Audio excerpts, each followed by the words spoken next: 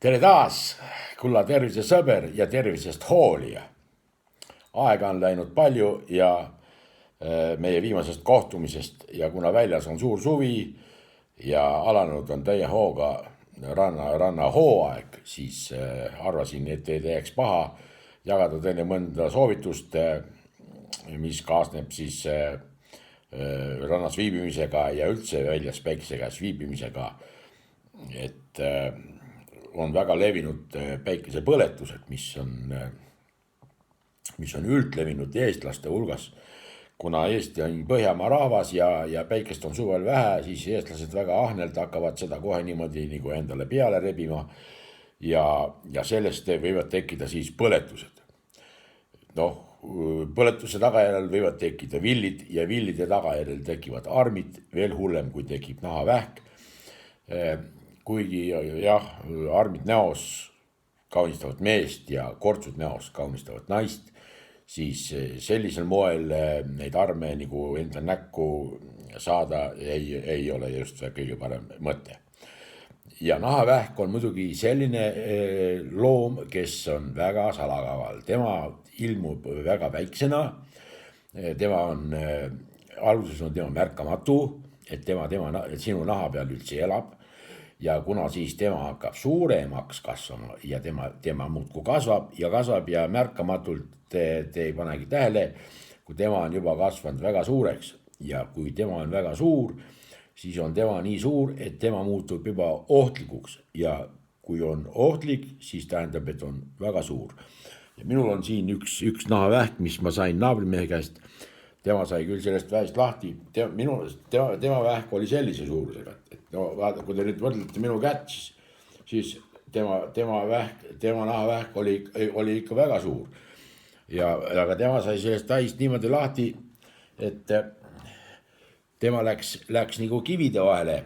Ja kuna teada, et vähk elab kivi all, siis vähk mõtles, et tema läheb vaatab, mis seal kivi all on ja läks nagu temal korraks seljast ära. Ja nii kui tema sinna kivi alla läks, nii naabrimees pani padavai minema ja siis sai sellest vähist niimoodi lahti. Teine asi on see, et tuleb kanda päikeseprille. Kui päikeseprille pole, siis tuleb, kellel on tavalised prillid. Minul on sellised prillid, mis lähevad nagu päikese käes lähevad nagu tumedaks. Aga kui ei ole selliseid, siis tuleb endale muretseda selline kaitse. Minul on selline kaitse olemas, see käib siia prillide külge. Nii, ja siis on teil nagu kaitse. Kui panka lähete, siis tuleb see kaitse ära võtta, sest seal võivad turvamehed teist väga valesti aru saada. Siis on kolmas, mis on väga tähtis, on välja ulatuvate kehaosade katmine. Näiteks minul on nina natukene suurem kui eestlase keskmiselt. Mulle napsepõlves meeldis nina igale poole toppida teiste asjade vahele ja igale poole ja see mõjutas siis minu nina kasvu. Et kui ma sain täisealiseks, siis mul oli 18-aastaselt, mul oli juba selline kartoofel oli juba olemas. Selleks tuleb kasutada sellist valget teipi, sest valge värv peegeldab päikest. Valge värv ei tõmba, must värv tõmbab ligi, valge värv ei tõmba teda ligi. Selleks tuleb siis siit valgest kasutada ehitusteipi või sellist. Tuleb võtta see teip ja sellega tuleb siis nina niimoodi nagu kinni teipida. Et teil ei oleks seda päikese põletust, nina tuleb kinni panna ja teine asi on muidugi kõrvalestad, sest kõrvalestad on ka välja ulatavad. Minul nad ei ulata välja, aga kellel on hea kuulmine, nendel inimestel on tavaliselt on kõrvad sellise kujuga ja kui nende kõrvad on sellise kujuga, siis nemad peavad panema need teevid siia ka kõrva peale. Sellepärast, et see on väga ohtlik, kui teil kõrvad on põlenud, siis te põlenud kõrvadega, te ei saa näiteks, te ei kuule hästi. Te kuulete ainult mingid lihasärinad seal. Nii, ja kui teil on niimoodi kõrvad teebitud, siis teil ei ole ohtu, et te põletate ennast nagu päiksega niimoodi ära.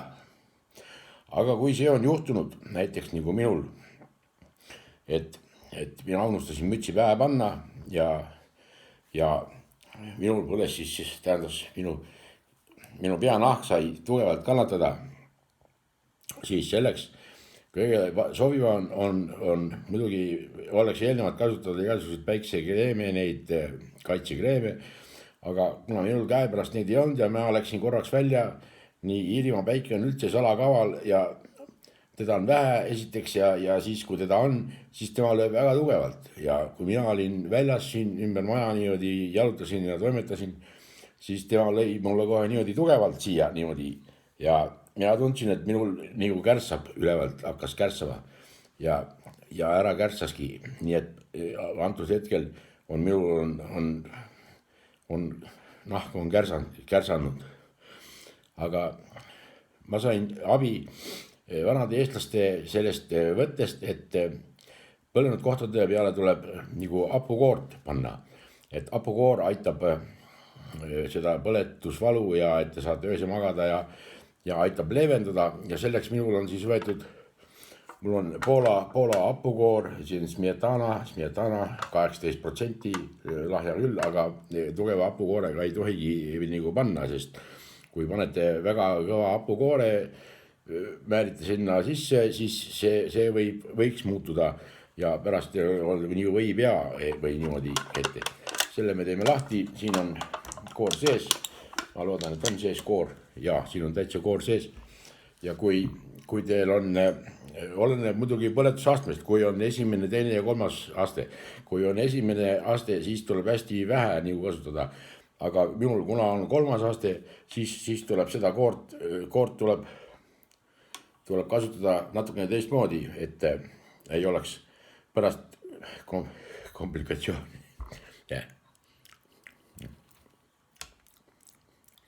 Teevad hääd koort. Selleks tuleb siis võtta hapukoor ja sellega määrida ennast niimoodi sisse. Nii panete niimoodi sisse määrite ja tunnete, et hakkab